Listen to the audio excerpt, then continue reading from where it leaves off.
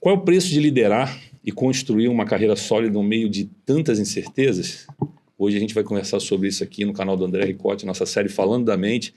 E eu com um convidado aqui muito ilustre, Vitor Arnaud. Tudo bem, Vitor? Bom, Ricotti. Quanto tempo, hein, cara? Quanto tempo, hein? Quase uma pandemia. É quase uma pandemia, de distância. Na verdade, é uma pandemia de distância. Quase, um pouco mais. Um pouco mais. Mas obrigado pelo convite, cara. Não, eu que agradeço. Tentamos acertar aí as agendas, deu errado algumas vezes, mas agora vai. Ninguém sabe por trás a dificuldade a de conseguir chegar aqui, né? Bem, um pouquinho para vocês saberem... Quem é o Vitor, a gente vai falar ao longo do papo aí, mas o Vitor hoje é presidente aí da Equinix do Brasil, é isso, Vitor? Isso aí. E Vitor, já vou começar te perguntando como é que é liderar uma empresa desse tamanho, como é que é ser responsável por tanta coisa aí para a gente falar para a galera aí. Cara, assim, eu acho que eu tô numa posição privilegiada porque assumir a presidência foi consequência de uma carreira que eu construí na Equinix, né? Então, eu tô na Equinix há 19 anos. E para mim, por mais, a gente estava conversando aqui antes de começar, né? Por mais que meu objetivo não era ser presidente, você sabe que eu tive diferentes missões lá dentro ao longo da carreira.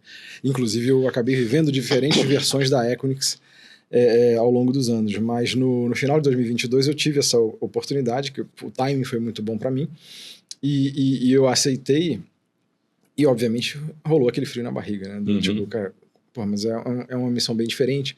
O pessoal entender, antes eu estava há 7, 8 anos fazendo só a expansão.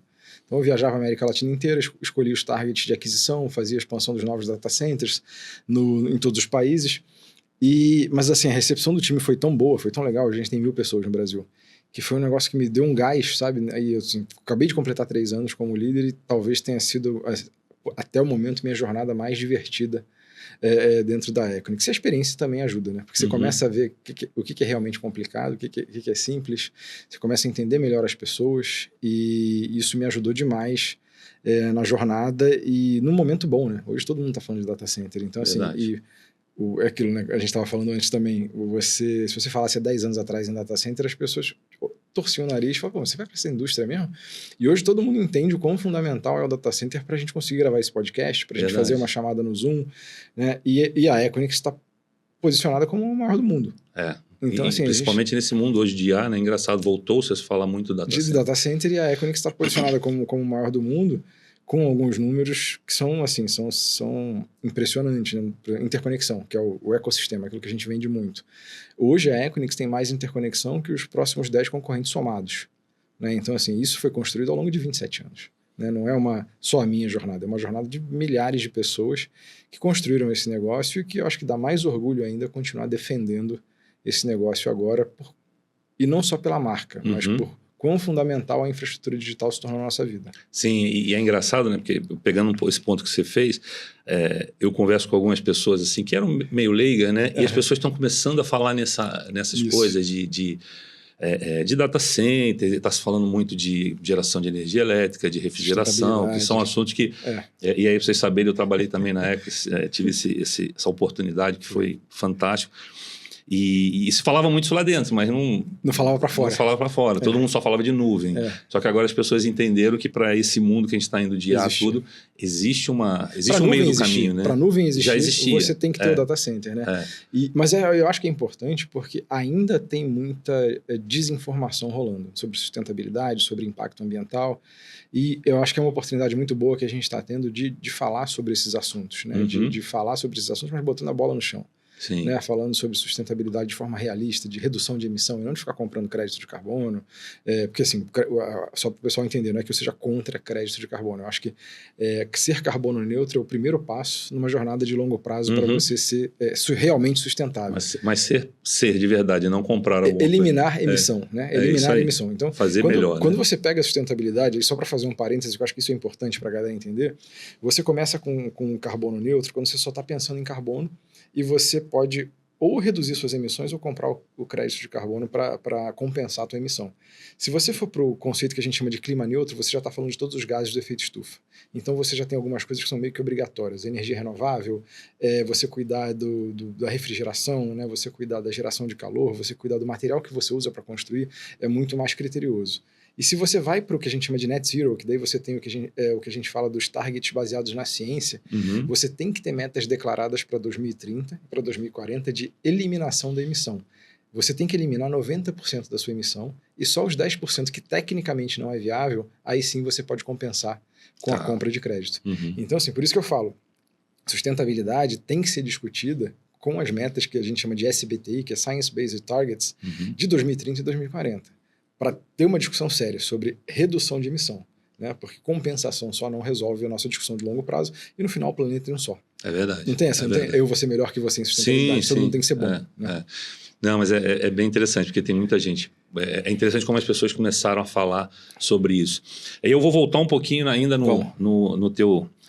Na Se tua deixar, ascensão, eu fico abrindo parênteses técnicos. Não tem problema. Puxa de volta. Aqui puxa não de tem, volta. aqui a gente aqui a gente é aberto para o papo mesmo. Boa. Mas eu queria pegar, enquanto você falava, né, você falou do desafio de assumir essa posição e tal, e aí eu tinha dois caminhos, né? Mas o primeiro é, como eu sei que o papel que você atuou lá dentro de desenvolvimento te fez conhecer muito o negócio. Isso te ajudou? Estou fazendo um paralelo para que as pessoas possam ver assim... Dois caminhos. Tomar conta do negócio é importante conhecer. Eu acho que assim, me ajudou demais a assumir a presidência já entro jogando. Mas isso não eliminou a necessidade do... 3 passos fundamentais que eu acho que tem que ser... Que aí deve ser a minha segunda pergunta. A liderança, né? Que é o listen, learn and then lead. Né? Que primeiro eu escuto, depois eu aprendo e depois eu começo a liderar. Então eu também tive o meu período de maturação para fazer isso funcionar e até para me identificar, porque imagina o seguinte, liderança para mim, desde os primórdios, sempre foi um desafio de entender a pessoa que você lidera. Não é sobre o meu ego, não é sobre eu. Liderança é sobre...